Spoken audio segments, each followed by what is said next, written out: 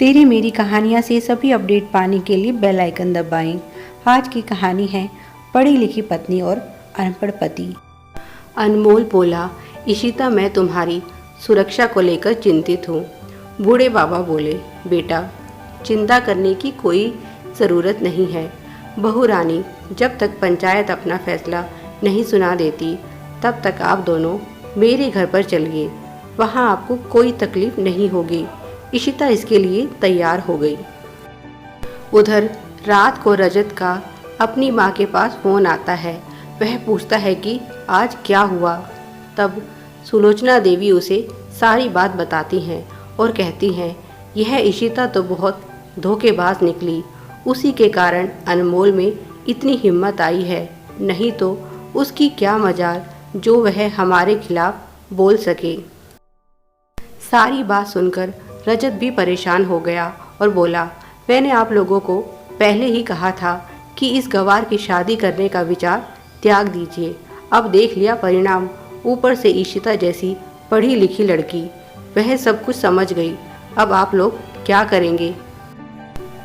सुलक्षणा देवी बोली, इन दोनों ने तुम्हें फंसाने का पूरा इंतज़ाम कर लिया है। तुम्हारे पिताजी कोशिश कर रहे हैं तुम्हें इस मुसीबत से निकालने की। तब तक तुम जहाँ हो वहीं छुप कर रहो, पर थोड़ा सावधान रहना। यह लड़की बहुत चालाक है। अनमोल से डरने की हमें कोई ज़रूरत नहीं है। असली परेशानी तो इशिता है।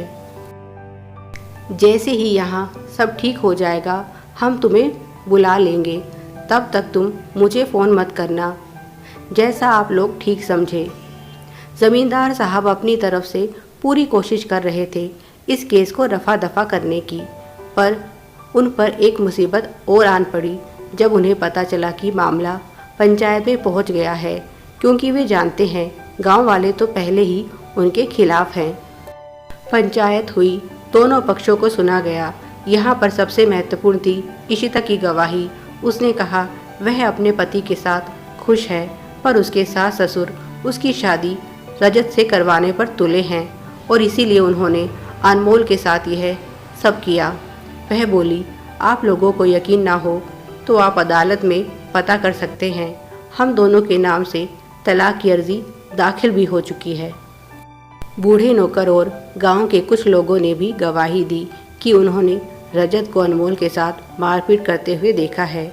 उसने यह सब इसीलिए किया क्योंकि वह चाहता है कि अनमोल इशिता को तलाक दे दे और रजत उससे शादी कर सके, पर अनमोल इस चीज़ के लिए तैयार नहीं। इशिता बोली, आप सभी बुजुर्गों के आशीर्वाद से हमारी शादी हुई थी। आप तो जानते ही हैं उस समय रजत शादी छोड़कर भाग गया था। क्या हमारी अपनी कोई ज़िंदगी नहीं जो हम उसके इशारों पर चले? उसके माता पिता भी उसके इस काम में बराबर के साझीदार हैं। उन्होंने अपने बेटे को समझाने की बजाय उसका साथ दिया। इशिता बोली, हमारे ही घर से हमें निकाल दिया है। अब आप ही बताइए हम क्या करें, कहाँ जाएं? अब हमें आपसे ही न्याय की उम्मीद है। ज़मींदार साहब और सुलक्षणा देवी ने बहुत कोशिश की यह साबित करने की कि रजत गायब नहीं हुआ था। इस सब के पीछे अनमोल का हाथ था, पर वे कुछ साबित नहीं कर सके क्योंकि इशिता उनके साथ नहीं थी। सच्चाई वे बता नहीं सकते थे, झूठ चला नहीं। पंचायत ने अपना फैसला सुनाया। जब लड़का लड़की एक दूसरे के साथ खुश हैं तो फिर उनका ज़बरदस्ती तलाक करवाने का क्या मतलब निकलता है? इस सारे वाक़ये में गलती सिर्फ़ और सिर्फ ज़मींदार साहब के परिवार की है। शुरू से ही वे अनमोल पर अत्याचार करते आए हैं। इस बात का साक्षी पूरा गांव है। इस पंचायत का फैसला है कि ज़मींदार साहब को गांव से निकाल दिया जाए। और वैसे भी यहाँ वे सिर्फ अनमोल के संरक्षक के रूप में आए थे। अब अनमोल बड़ा हो गया है और खुद अपने फैसले करने में सक्षम है। उनका यहाँ रहने का कोई हक नहीं बनता।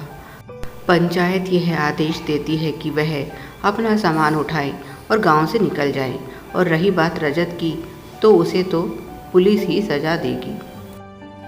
क्या फैसला सुनकर सुलक्षणा देवी ज़ोर ज़ोर से रोने लगी कि वह इस फैसले को नहीं मानती। मेरे बेटे को फंसाया जा रहा है। वह अनमोल के पास गई और बोली, बेटा तुम तो सारी सच्चाई जानते हो। रजत तुम्हारा भाई है, उसके साथ ऐसा मत करो, उसे माफ़ कर दो। हमने जो तुम्हारे साथ किया वह गलत किया। अगर तू भी हमारे साथ ऐसा ही करेगा तो हम में और तुम में क्या भेद रह जाएगा। तुम तो अच्छे हो। हम यहाँ से चले जाएंगे और तुम्हें कभी परेशान नहीं करेंगे। बस तुम यह सब रोक दो। सुलक्षणा देवी के आंसू देखकर अनमोल का मन पिघल गया और वह इशिता की तरफ देखने लगा। इशिता बोली, इनके मगरमच्छ जैसे आंसुओं पर मत जाइए। अनमोल बोला, इशिता, अब इन्हें अपनी गलती का एहसास हो चुका है। मुझे लगता है हमें इन्हें माफ़ कर देना चाहिए। यह मत भूलो, इन्हीं के कारण मेरी ज़िंदगी में सबसे बड़ी खुशी आई है। अगर इन्होंने मुझे दुख दिए तो तुम्हें लाने वाले भी तो यही हैं। तुम ऐसे क्यों हो अनमोल? तुम्हारी इसी अच्छाई का तो यह लोग फ़ायदा उठाते हैं, पर अब और नहीं। अब तुम पीछे नहीं हट सकते। अगर तुमने इन्हें माफ़ करने की सोची भी तो मैं तुम्हें छोड़कर चली जाऊंगी। और अनमोल चुप हो गया। सुलक्षणा देवी इशिता के पास पहुंची और बोली, हमें यह धन दौलत संपत्ति कुछ नहीं चाहिए। हम सब कुछ अनमोल को दे देंगे, पर तुम मेरे बेटे को बख्श दो। इसमें रजत की कोई गलती नहीं है। वह तुम्हें धोखा नहीं देना चाहता था। वह सच में तुम्हें प्यार करता है, पर हमारे दबाव के कारण वह शादी छोड़कर भाग गया। सारी गलती हमारी है। तुम दोनों को अलग करने वाले हम हैं। वह तो सब कुछ छोड़ छाड़ कर तुम्हें लेकर शहर जाने वाला था। इशिता बोली, अब इन बातों का कोई अर्थ नहीं रह गया है। जो हुआ नहीं उसके बारे में क्या सोचना। और यहाँ से जाना आपकी खुशी नहीं, मजबूरी है। मानना पड़ेगा, वाकई आप बातों की जादूगरनी हैं, पर मुझ पर इन बातों का कोई असर नहीं होने वाला। इशिता बोली, जो चीज़ अनमोल की है वह आप अनमोल को दान में देंगे।